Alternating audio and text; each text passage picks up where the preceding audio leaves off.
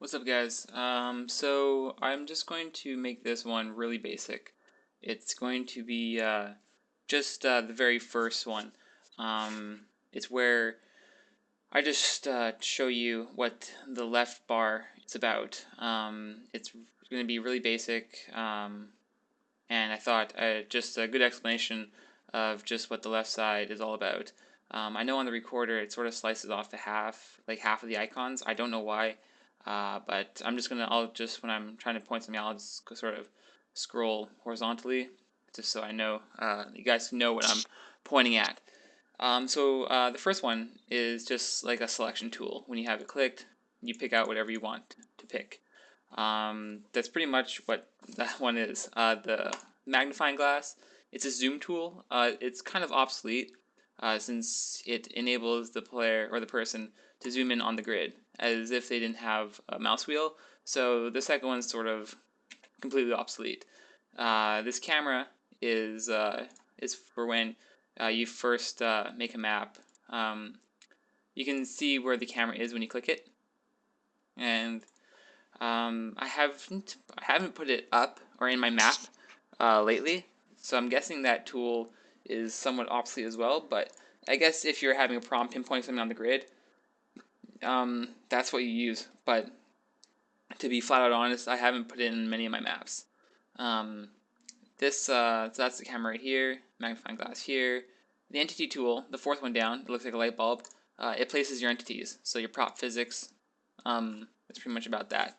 It's the one that controls all the entity flow and the prefabs. The block tool, which is this one, the one that looks like a cube, controls all the wall creation, the brush creation. So that's the one that makes your walls. Pretty much makes your anything that you see pretty much is like the floor, the ceiling. Pretty much that's what the block tool does. It makes anything. It's a block. The block maker. If you go over here, right over here, you can change up the blocks. You can change what it's going to be an arch.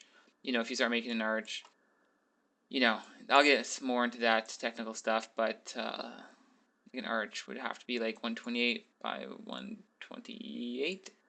And where's that sucker going to pop up from? Cool. And then, so you want it to be perfect, right? And so if I were to hit enter, there you go. You would just declare the width.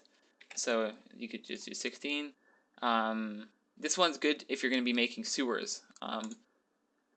But don't mind the texture because I didn't change it. It's sort of important. The thing is that you have to resnap the grids, the grid points. Because if you zoom in, each and every one has to be snapped together. If it's not, and in my experience, it does not happen a lot. I have come across a lot of problems.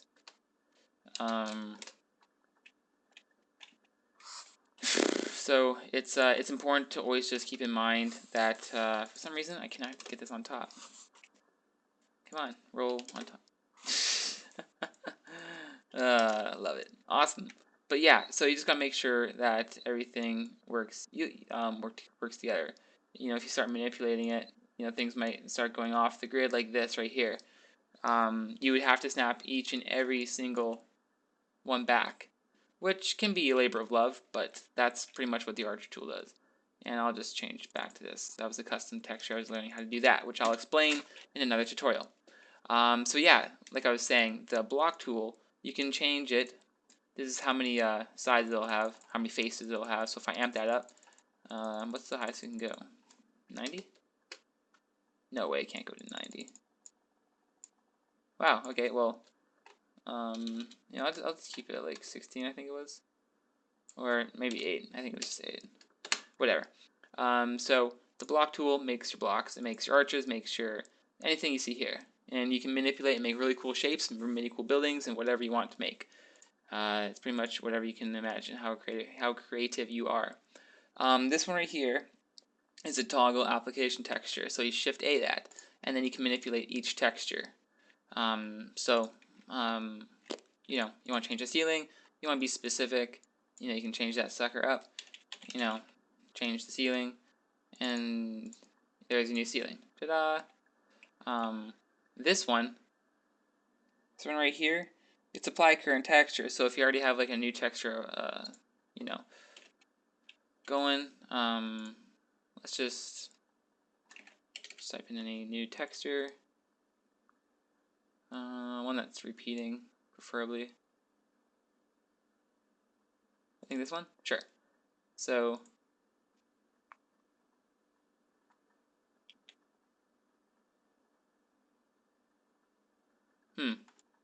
I guess this would be a better example, so there you go. So if you have like a texture here, so if you don't go Shift A, you know, click all that kind of stuff because you don't feel like doing that. That's what that's for. You would just drop down the list, select the one you're looking for, hit that, and it changes. And that's the one below the cube, the one that looks like a brick cube. That's this one right here. That's the one that changes it on will, like that. This one right here is your decal. Your decal is a standard image that cannot be changed. So if I were to put in, type in decal, these all pop up. So let's use the bill. So I click on decal, click it there, and there you go. There's your simple paper. You know, that's pretty much what a decal is. That's the one with a target on it. If, say, I want to put blood in there, there's quite a few scenes for blood, quite a few textures for blood, I mean. So you go down here, click there, and you can click blood, and that's pretty much what the texture is going to give you, or the decal will give you, sorry.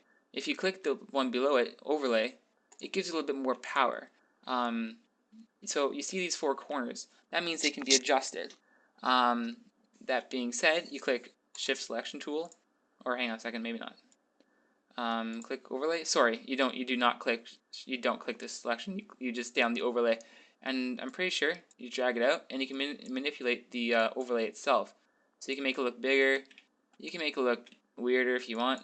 It's all, once again, one of those sort of things where you just sort of manipulate it as you see fit. So once again, click the overlay, put it down, and then just start going crazy with the corners. Don't click anything else. Just go for the corners, and that's pretty much as good as it gets. And if you want to delete it, select it, delete it. Select it again, select it in its blue heart, or in its, you know, wherever. Delete that one. So that's an overlay. That's the one that sort of looks like a, to me, it looks like a garden of some kind. It looks like some flowers are in some brick setup. But yeah, so that's the third one from the bottom. And then this one, clipping tool. Clipping tool is you can. I think this is where you slice it. I just want to confirm that. So we Shift X this. I think. Yeah, I was right. So you Shift X, and then if you look here, the red will be gone. There.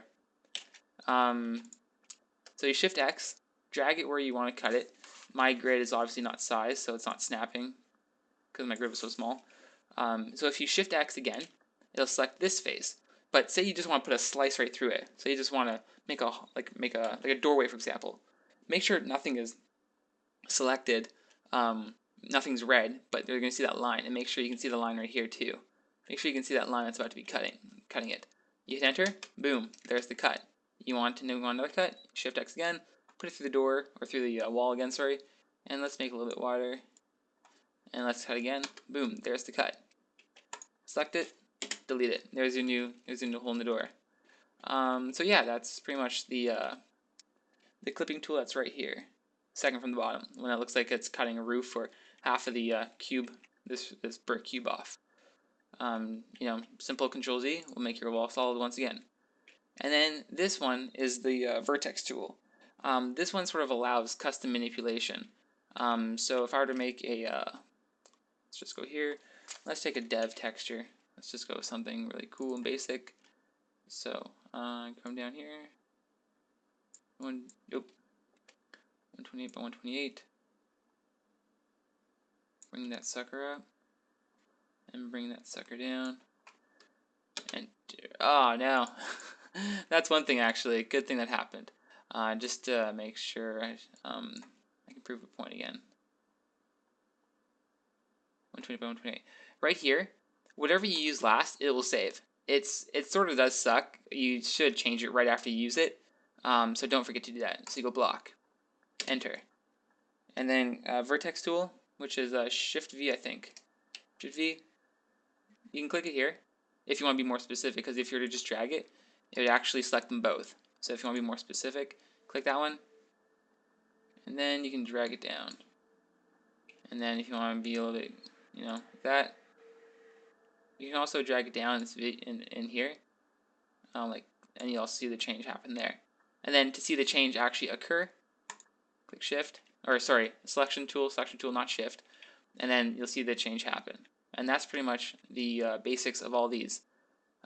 So hopefully this tutorial was sufficient in understanding what each one was for. One other thing I want to bring up is grouping. It's very important to clear out the clutter. So if I wanted to get rid of, say, these barrels over here, because I already have these selected, look over here to the right, and what you're going to see is the check mark. I've already renamed these rusty brown barrels. The check mark means you can see it. When it's off, it's not selected. To do this, you select all the things you want gone. So let's say we want some of those gone, and one of the top grid gone. You believe you click New Viz Group. This will pop up. You can place the object in following groups, but let's create a new group, and let's call it Stuff. So on when this is done, it's going to hide them, and it's going to pop up here. There you go. And on the map, it will not render if you don't have this. If you don't have any of these selected, if it's like that, all you'll see in the map when it starts is this. They won't be in the game. So it's important when you do a final compile that you have everything that you wanted to hide turned on. And that's pretty much concluding this tutorial. Hopefully that was a really basic, sort of basic introduction to all what these tools do. So yeah, that pretty much wraps this one up.